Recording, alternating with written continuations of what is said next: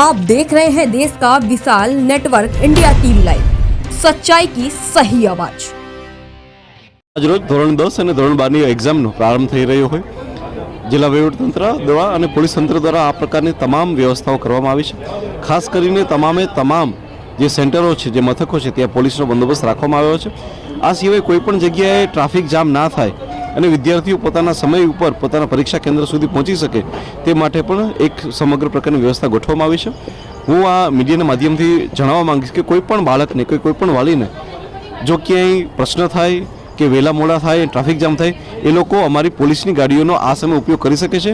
અમે તમામ પોલીસે સૂચના કરી છે કે અમારો સરકારી પોલીસ બાઇક કે અમારી સરકારી પોલીસ ગાડી આવા સમયમાં જો બાળક કહેશે તો એના કેન્દ્ર ઉપર પહોંચાડવા માટે પણ અમારું પોલીસ તંત્ર તૈયાર છે।